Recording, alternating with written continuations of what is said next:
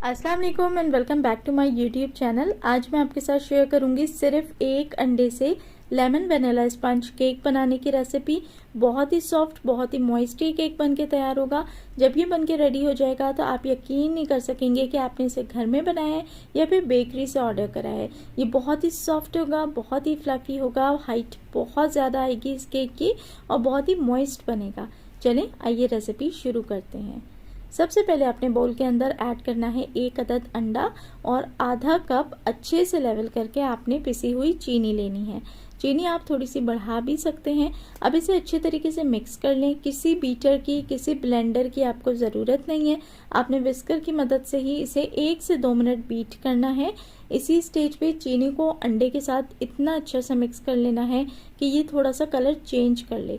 जब ये थोड़ा सा क्रीमी सा दिखाई देने लगे, जिस तरीके से अभी इसका कलर हो गया है, तब आपने इसके अंदर 1/3 कप ऐड कर देना है कुकिंग ऑयल। साथ ही शामिल करें half tea spoon vanilla essence और अब इसे दोबारा से अच्छी तरीके से मिक्स कर लें। उसी तरीके से आपने 1 से 2 मिनट मिक्स करना है तो सभी चीज़ें आपस में बहुत अच्छी सी वेल कंबाइन हो जाएंगी और इसका कलर दोबारा से क्रीमी होने लगेगा। तो बस हमने इसको इतना ही बीट करना है। ये सिंपल से स्टेप्स थे। अब इसके अंदर शामिल करेंगे हम बिल्कुल 1 चुटकी येलो फूड कलर। ये जर्दा रंग नहीं था, ये येलो फूड कलर है। अगर आपके पास अवेलेबल नहीं तो आप बिल्कुल हल्की सी 1 चुटकी जर्दा फूड रंग का भी ऐड कर सकते हैं। क्योंकि हम ये लेमन केक बना रहे हैं, लेमन स्पंज केक है, इसलिए थोड़ा सा कलर देने के लिए येलो फूड कलर ऐड करा है। साथ ही आपने इसके अंदर 1/4 टीस्पून ऐड करना है लेमन जेस्ट। एक लेमन को लेके आपने उसे क्रश कर लेना है। उसका जो छिलका होता है ना, ड्राई वाला, सिर्फ वो इसके अंदर जाएगा और 1 टीस्पून आपने लेमन जूस भी ऐड करना है। अब इसे अच्छे तरीके से मिक्स कर लें। अब आप इसका कलर देखें, इसके अंदर लेमन की खुशबू भी आ गई है, लेमन का जायका भी आ गया है विदाउट लेमन एसेंस और कलर भी आ चुका है। चलिए जी, अब एक छन्नी की मदद से 1 कप मैदा, 1 टीस्पून जाएगा इसमें बेकिंग पाउडर और सिर्फ 1 चुटकी जाएगा बेकिंग सोडा। अच्छे से छान लीजिए। छान के हमेशा ये चीज़ें ऐड किया करें। अब इसे विस्कर की ही मदद से आपने दोबारा से मिक्स कर लेना है। देखें, ये केक हमें बहुत ही सॉफ्ट चाहिए क्योंकि लेमन केक जब भी बनाया जाता है, ख़ास तौर पे जब वो स्पॉन्ज केक हो, तो फिर उसे बहुत ज़्यादा सॉफ्ट और मॉइस्ट रखा जाता है। साथ ही साथ इस केक को हमें हाइट पे चाहिए, यानी ये काफ़ी ज़्यादा हमें फूला हुआ चाहिए, काफ़ी ज़्यादा हमें फ्लफ़ी चाहिए। अब इसके अंदर हमने शामिल करना है दूध मैंने इस वक्त ऐड करा है रूम टेम्परेचर का 1/4 कप, यानी 1/4 कप आपने दूध ऐड करना है। उसे अच्छे से मिक्स कर लें। कंसिस्टेंसी को पहले चेक कर लीजिए। मुझे यहाँ पे स्टिल ये थिक लगा था तो मैंने दोबारा से 1/4 कप ही दूध शामिल करा है, यानी टोटल हाफ कप दूध इसके अंदर जाएगा, लेकिन 2 हिस्सों में ही शामिल करें।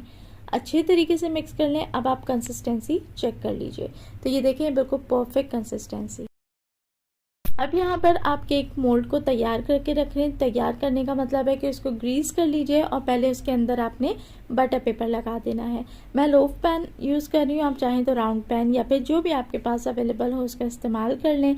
बैटर को आपने अच्छे से पोर कर देना है। बैटर ऐड करते हुए जो थिक पार्टिकल्स इसके अंदर आपको नज़र आ रहे थे, वो कोई गुठलियाँ नहीं थी, बल्कि जो छोटे छोटे लेमन जेस्ट हमने डाले थे वो थे।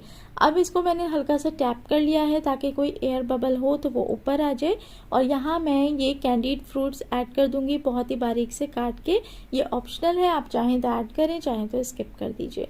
यहाँ ये बता दूं कि जो ऊपर इस वक्त गीले में मैंने ऐड कर दिया है ना, ये जब केक राइज होगा तो ये सब अंदर चले जाते हैं, क्योंकि ये थोड़ा सा वेटेड होते हैं तो ये गीले के अंदर एब्जॉर्ब हो जाते हैं। उसका भी तरीका आपके साथ शेयर करती हूँ। पहले आपने एक पतीली को प्री हीट कर लेना है 10 से 15 मिनट, क्योंकि हम इसको विदाउट ओवन बना रहे हैं। उसके बाद आपने इसको बेक कर लेना है। बेकिंग टाइम है इसका 30 मिनट्स, बिल्कुल लो हीट के ऊपर। अब आप देखें ये कितना ज़बरदस्त राइज हुआ है। 30 मिनट्स के बाद आप इसे केक टेस्टर से पहले टेस्ट कर लीजिए। अगर ये बिल्कुल ड्राई आए तो फिर आप इसको निकाल लीजिए।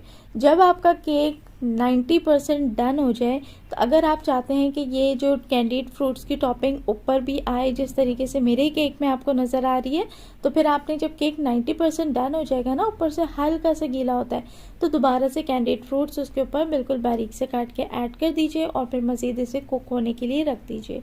ये कैंडीड फ्रूट्स इसके साथ स्टिक हो जाएंगे और ये ऊपर ही रहेंगे। तो चलें जी, अब आपने इसको निकाल के पहले ठंडा कर लेना है। रूम टेम्परेचर पे आ जाने के बाद ही आपने केक को निकाल के डीमोल्ड कर लेना है। यहाँ आप देख सकते हैं कि मैंने इसको कितना ज़बरदस्त बेक किया है माशाल्लाह अल्हम्दुलिल्लाह। आप देखें केक की हाइट कितनी अच्छी है, केक सॉफ्ट कितना है, केक कितना अच्छा सा फूला है, बिल्कुल डबल रोटी जैसा सॉफ्ट और फूला हुआ ये बनके तैयार हुआ है। तो चलें जी, मेरा थोड़ा सा ये गर्म ही था इस वक्त, लेकिन आपने इसको कम्प्लीटली ठंडा करने के बाद ही कट करना है। तो मैं इसको छोटे छोटे पीसेस में, लोफ पीसेस में कट कर लेती हूँ। और आप देखें माशाल्लाह से कितना मज़ेदार, कितना मॉइस्ट, और बिल्कुल अब लग रहा है ना कि आपने जैसे किसी बेकरी से इसको ऑर्डर करा है।